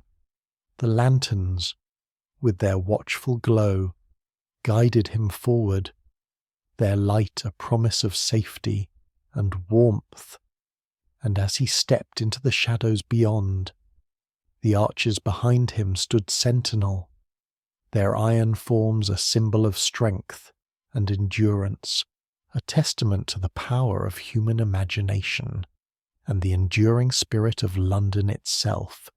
As Pip prepared to take his leave of the Stationmaster's company, the air around him seemed heavy with the weight of an evening that had gathered its misty cloak more closely about it, enfolding the platform, the tracks, and the very stones underfoot in a soft, enveloping embrace. The fog, a lingering guest of the night, wove itself like a spectral tapestry through the iron arches, each tendril curling with deliberate grace, as though nature itself conspired to blur the harsh edges of the world into a scene of muted softness. The distant gaslights, half smothered by this atmospheric shroud, cast a dim and hesitant glow, their flickering orbs resembling the eyes of some watchful creature, peering through the veil of mist with a patient, timeless gaze. The stationmaster, with his well-worn coat and brimmed hat, stood like a steadfast figure from some bygone age, his lantern held aloft as a beacon of farewell. The light it shed was not merely a parting illumination, but a gentle assurance, a promise that even in the deepest obscurity there was always a guide, always a path to be discerned through the haze. This solitary glow, with its warm, amber hue, seemed to follow Pip as he moved, its presence a comforting companion in the solitude that lay ahead. As Pip turned to face the path before him, the echoes of his own footsteps began to accompany him, resonating gently against the stone and iron, a rhythm that intertwined with the distant calls of the river, which flowed unseen yet ever present, a murmuring giant, cradling the city in its watery embrace. The river's song, a soft susurration, mingled with the sighing of the wind through the arches, a duet of nature and man-made marvel, united in their timeless dance. The lantern's light cast playful shadows that danced upon the fog, creating fleeting phantoms that leapt and vanished, a whimsical theatre of shade and luminescence. Each shadow seemed to whisper tales of journeys past, of travellers long departed, and of the lives that had intersected momentarily in this place of transience. These ephemeral figures, born of light and mist, were gentle reminders of the world beyond, a world of exploration and discovery, where each step carried the promise of new beginnings. As Pip approached the gates, the fog, like a thoughtful artist, began to play with the outlines of the world, softening the hard lines of reality into dreamlike impressions. The ironwork of the gates, wrought with care and skill, stood as a testament to the hands that had shaped them, the silent witnesses to countless farewells and reunions. The cold metal, touched by the fog's caress, seemed to shimmer with a life of its own, a living barrier that marked the boundary between the known and the unknown. In this quiet moment, as Pip paused beneath the watchful gaze of the stationmaster's lantern, time itself seemed to hold its breath, the world suspended in a gentle equilibrium.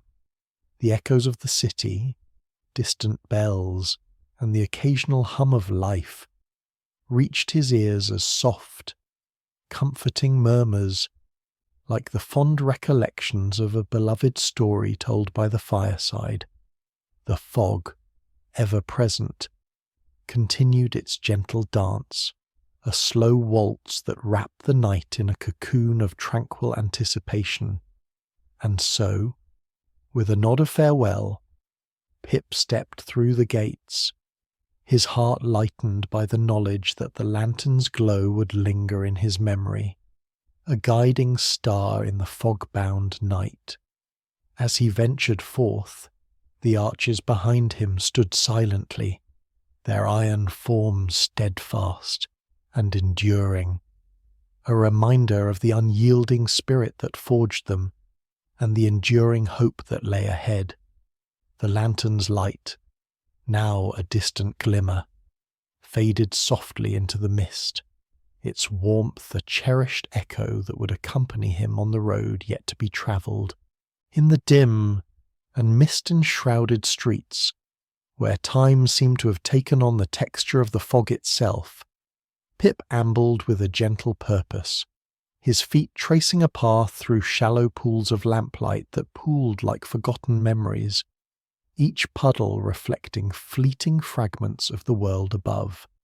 The gas lamps, with their sallow glow, stood like spectral sentinels, casting elongated shadows that danced unevenly along the cobblestones, as if they were the ghosts of past travellers, whispering tales of bygone eras.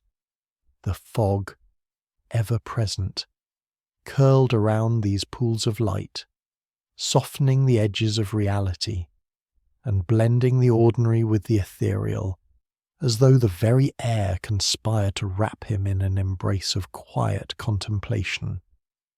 As Pip moved through these nearly deserted streets, the world around him took on the strange quality of a half-remembered dream, where details emerged and receded with a rhythm all their own, dictated not by the waking mind, but by the languid drift of the mist. The air was thick with the scent of damp earth and the faint, acrid tang of coal smoke, a familiar perfume that seemed to cling to the very fabric of the city, whispering of industry and toil, of lives lived in shadow and light. Here a distant bell tolled, its sound muffled by the fog, yet resonant enough to stir the heart with its solemn reminder of the passage of time, a gentle nudge towards reflection. His thoughts, unhurried and tender, meandered like the fog itself, weaving through memories and musings, touching upon dreams both cherished and forsaken. In this quiet hour, the city was a canvas painted in shades of grey, each stroke imbued with the hopes and regrets of those who had walked these streets before him. The echoes of their footsteps seemed to mingle with his own, a symphony of solitude punctuated by the occasional tap of a distant cane or the rustle of a cloak, as if the city held its breath and listened to the rhythm of its own heartbeat. The river, unseen but ever present, whispered its own secrets through the fog, its gentle lullaby a constant companion to the wandering soul. Its waters moved with a grace that belied the weight of history carried in their depths, reflecting the gaslight in shimmering patterns that danced upon the surface like fleeting thoughts, illuminating the path ahead with a subtle glow. The river's voice was a measured balm, a reminder of continuity amidst change, of journeys undertaken and journeys yet to come. As Pip continued his walk, the fog wove its way through the architecture of the city, blurring the lines between past and present, between the grandeur of the old and the strivings of the new. The buildings loomed like ancient guardians, their facades softened by the mist, their histories etched in stone and mortar, speaking of triumphs and trials, of aspirations carved into the very heart of the city. Each step taken beneath their watchful gaze was a step into the tapestry of life, where every thread was woven with intent and care, where every strand told a story. The silence of the streets was profound, broken only by the occasional echo of distant laughter or the soft shuffle of a solitary passer-by, their presence a fleeting moment in the continuum of the night. In this hushed world, Pip's thoughts flowed freely, unencumbered by the urgency of daylight, finding solace in the rhythm of his own breathing, in the gentle cadence of his steps. It was a space for introspection, where the mind could wander without constraint, where the heart could speak in the language of dreams. The lamplight, steadfast and unwavering, cast its warm glow upon the cobblestones, illuminating the path with a gentle clarity that invited reflection. As each pool of light was traversed, it left behind a sense of calm, a reminder of the beauty found in simplicity, in the quiet moments that punctuate the tapestry of life. Here, beneath the watchful eyes of the city, Pip found a sense of belonging, a connection to the countless souls who had walked these streets before him, each leaving their own mark upon the world. With each step, the fog seemed to part slightly, revealing glimpses of the world beyond, inviting him to explore the mysteries hidden within the folds of the night. The path ahead was both familiar and unknown, a journey through the heart of the city and the heart of himself, where every shadow held a promise, where every light was a beacon guiding him forward. Thus, he continued, his pace unhurried, his heart open to the whispers of the fog, the river, and the lamplight, all weaving together in a symphony of gentle reflection. As the echoes of his footsteps faded into the distance, the fog embraced him once more, a companion on this quiet journey through the night, ready to unveil the next chapter of the tale. The veil of night, drawn ever so gently across the slumbering town, began to yield its hold to the tentative fingers of dawn, as if reluctant to part with the secrets whispered in the languid hours of darkness. The fog, which had been a constant companion, clung tenaciously to the cobblestones and the eaves of the houses, its spectral tendrils weaving in and out of the gaslight's soft, golden glow. It was a fog of such persistence that it seemed almost sentient, a living mist that knew well the tales of the city and the dreams of its denizens. As the first hues of morning began to shimmer faintly through the vaporous shroud, the world stirred with a quiet anticipation, the promise of a new day dawning amidst the familiar haze. In the distance, the Thames, ever present and ever whispering, flowed with a serene constancy, its surface obscured by the fog yet undeterred in its eternal journey. The river's voice was a gentle murmur, a measured lullaby for the city that had nestled against its banks for centuries. The echoes of this watery symphony mingled with the soft chiming of distant bells, their notes carried on the morning breeze, resonating with a clarity that belied the obscured vision, as if the sounds alone could pierce the fog and herald the arrival of light. The lamps, those steadfast sentinels of the night, flickered with a weary resolve, their flames bowing ever so slightly to the encroaching daylight, yet determined to hold their vigil until the sun's full embrace.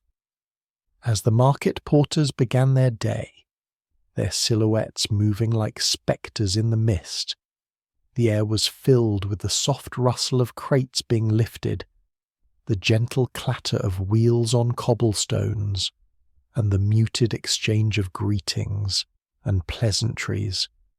These were the early risers, the harbingers of the day's commerce, their labours commencing in the dim twilight that bridged night and dawn.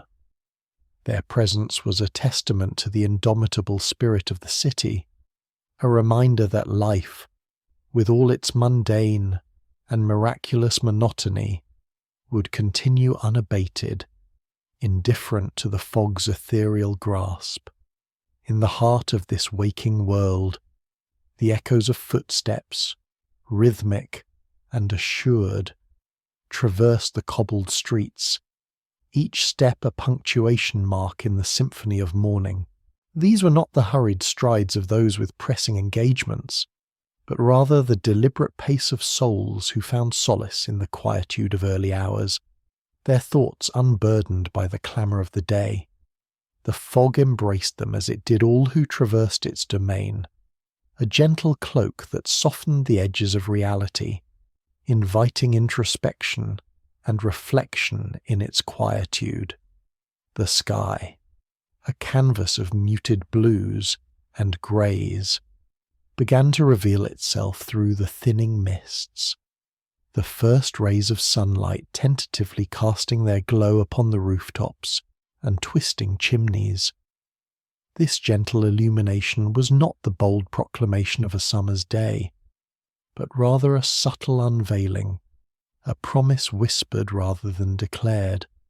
It was a light that coaxed rather than compelled, inviting the world to awaken at its own leisurely pace, to rise from slumber with the same grace and ease that the fog relinquished its hold. As the dawn unfurled, the city responded in kind, its structures emerging from the mist with a stately elegance, as if acknowledging their place in the unfolding tableau. The streets, once shrouded in mystery, revealed their familiar paths, the outlines of buildings standing proud against the sky's growing light. This was a moment of quiet revelation, a pause in which the world seemed to hold its breath, savouring the transition from night to day, from dreams to reality. And so, as the fog began its slow retreat, the city awoke in earnest, its inhabitants stepping forth from the shadows to greet the new day. The echoes of the river's song continued to linger, a reminder of the night that had passed and the dawn that had come, a melody that would accompany the city in its waking hours. The lanterns, their duty fulfilled, dimmed their flames with the gentle resignation, their light no longer needed in the face of the sun's nascent glow.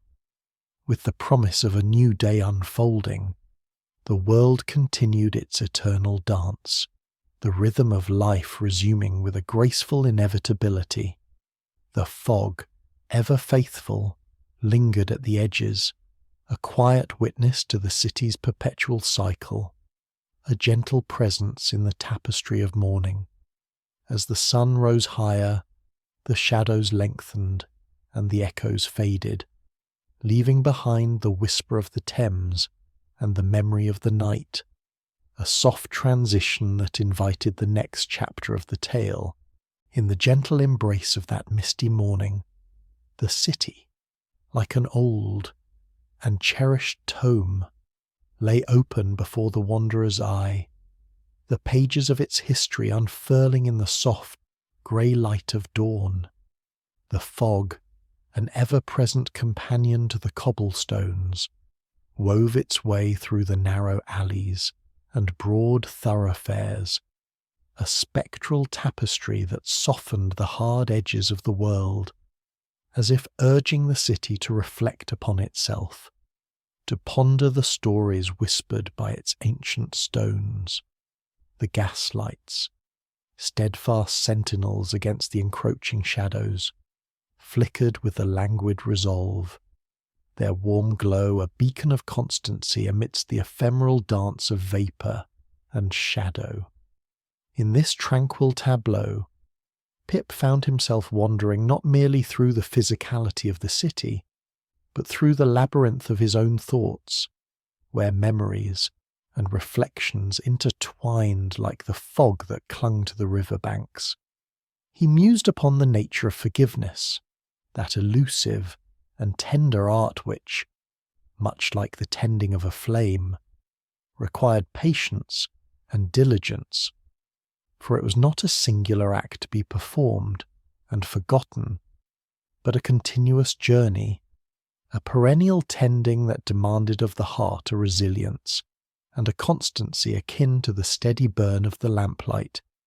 It was, as Pip surmised, a habit to be cultivated, a light that must be kindled and kept alive, lest it flicker and die in the draughty winds of human frailty. The echoes of his footsteps, a gentle rhythm upon the cobbles, seemed to speak in concert with his thoughts, each step a soft reminder of the path he had walked and the path yet to be trodden. The river, that ancient weaver of tales, murmured in its ceaseless flow, its waters a mirror to the sky above, reflecting the ever-changing visage of the heavens, and so too did Pip's reflections mirror the constancy of the heart's journey towards understanding, towards the light of forgiveness that must be nurtured and fed.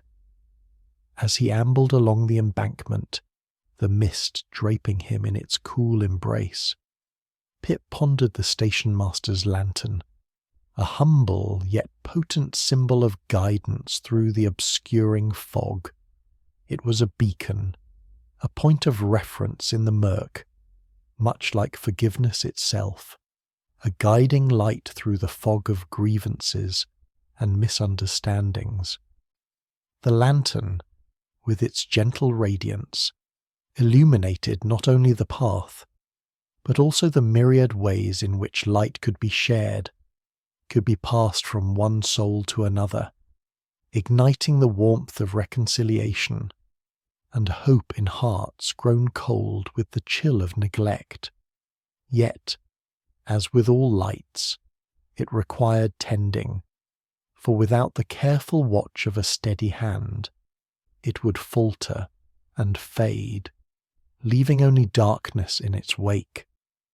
And so it was with forgiveness, Pip realized, that it must be an ever-present endeavour, a daily tending of the spirit, a nurturing of that flickering flame within, lest it be extinguished by the winds of indifference or the storms of anger. It was a habit to be formed, a discipline of the heart that, once cultivated, could not only illuminate the paths of those around him, but also guide his own steps with clarity and purpose. The city, with its myriad sounds and sights, seemed to echo his thoughts. The distant tolling of a bell marking the passage of time, the soft rustle of leaves whispering secrets to the wind, the gentle lapping of the river against its banks, a constant reminder of the world's ceaseless motion.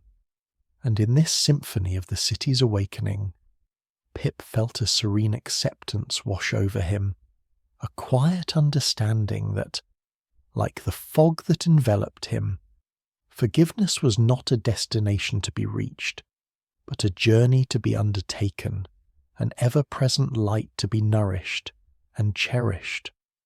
As the sun climbed higher, its rays piercing the fog with golden fingers, the city gradually emerged from its shrouded slumber, the outlines of buildings and bridges becoming clearer, the bustle of life beginning anew with the dawning day. Pip, with a heart now lighter and more resolved, continued his walk along the river, his thoughts as gentle and flowing as the water beside him, carrying with them the resolve to tend his own light with care, to nurture the habit of forgiveness until it became as natural as the very breath he drew. And so, with a soft sigh of relief, the morning unfolded, inviting the next chapter to be written upon its sunlit pages, the city a living testament to the constancy of light amidst shadow, of forgiveness amidst the complexities of the human heart.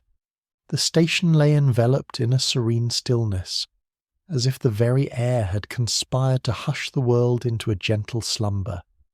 The platform, solitary in its vigil, stretched out with a patience known only to such places where time seemed to flow differently, its hours marked not by the hurried footsteps of day, but by the steady ticking of unseen clocks. The lantern, steadfast in its duty, cast a warm, unwavering glow, a beacon of constancy amid the encroaching shadows of the evening. Its light, diffused by the lingering mist that clung to the edges of the station, created a halo of golden luminescence that danced lightly upon the cobblestones. The old man, the station-master of this quiet realm, reposed upon his usual bench, head bowed in a posture of rest that suggested both weariness and contentment. His cap, slightly askew, shaded a face lined with the stories of years past, each wrinkle a testament to the tales whispered by the wind as it swept through the station. His hands, calloused yet gentle, lay folded in his lap, rising and falling with the rhythm of his breath, a cadence that matched the slow, deliberate beat of the lantern's flickering flame. No sound disturbed the air save for the occasional sigh of the wind as it threaded its way through the ironwork of the station, seeking solace in its solitude. The fog, that ever-present companion to the night, rolled in with a delicate insistence, blanketing the station in a shroud of mystery. It curled around the lamp-posts, embraced the railings, and softened the sharp contours of the buildings into gentle silhouettes, as if nature herself sought to cradle the scene in tender, ethereal arms. There was a certain poetry to the fog's presence, a whispered promise of anonymity, a cloak for the secrets of the night to dwell untroubled. Gaslights, strategically placed along the platform, struggled against the advancing mist, their flickering flames casting shadows that danced like spectres in a macabre ballet.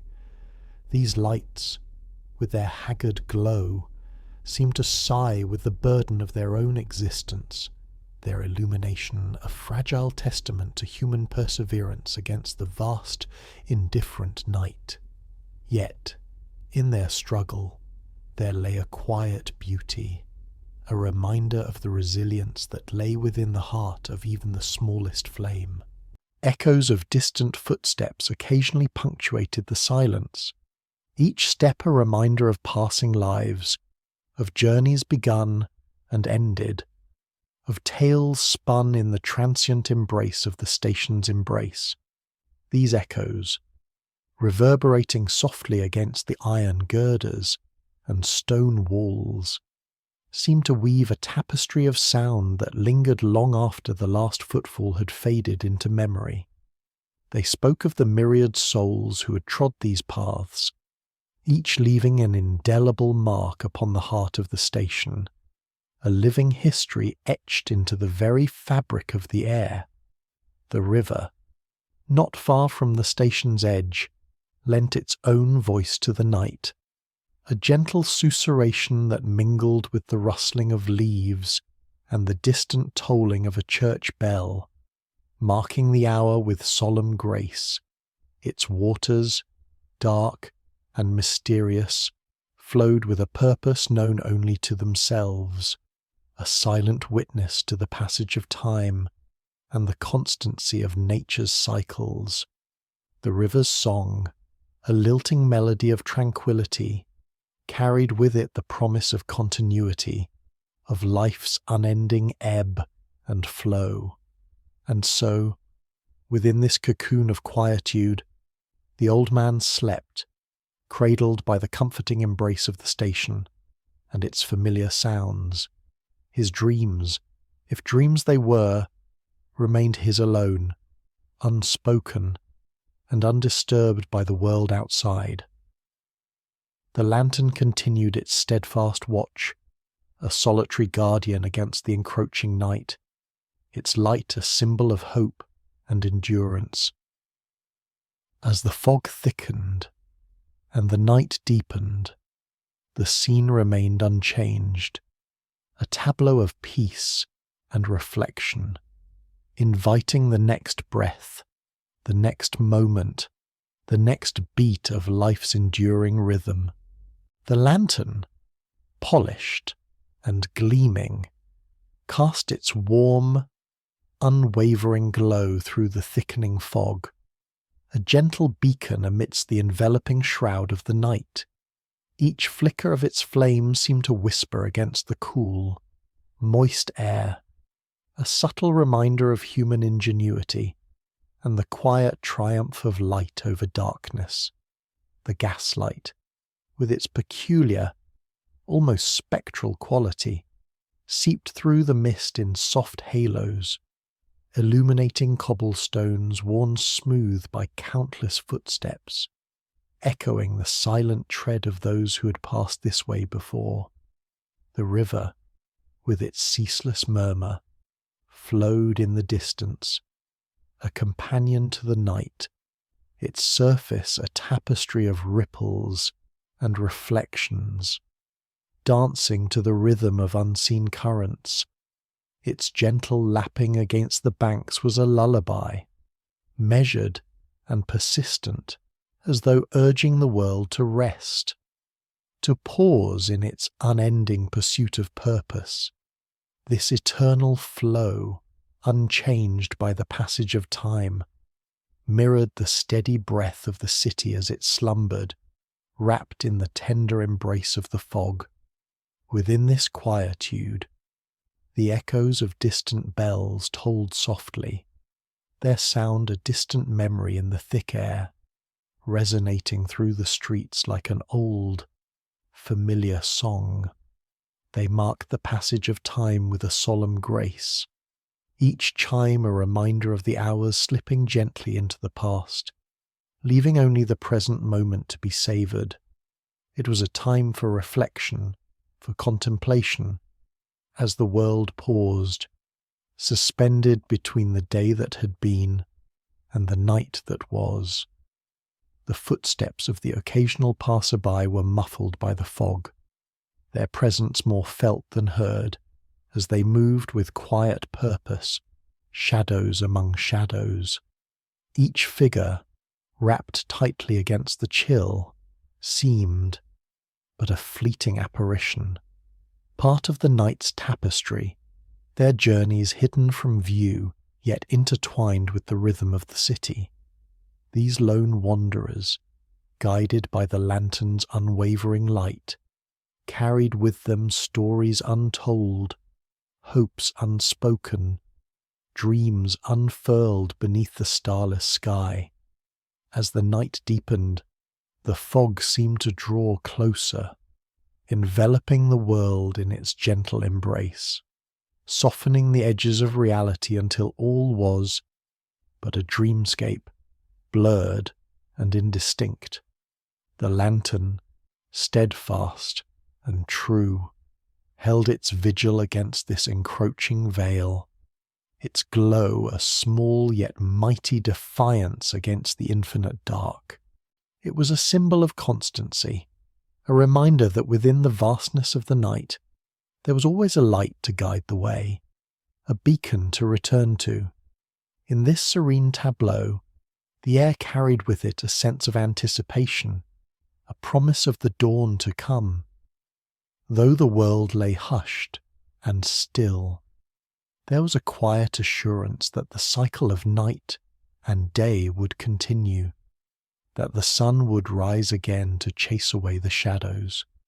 The lantern's light, though small, held within it the promise of renewal, of hope reborn with each new day. Thus, the scene unfolded, unhurried and timeless, as the lantern's glow continued to hold the night at bay.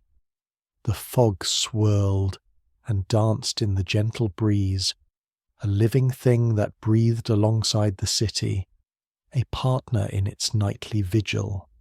The world, in this moment, seemed at peace, a place of reflection and gentle repose, where even the smallest light could shine brightly against the vastness of the dark. Though trains depart and nights grow long, mercy, once kindled, keeps the dark at bay. With these words, the image of the lantern, its golden light unwavering amid the gathering mist, faded softly from view, inviting the next chapter of this quiet narrative to unfold.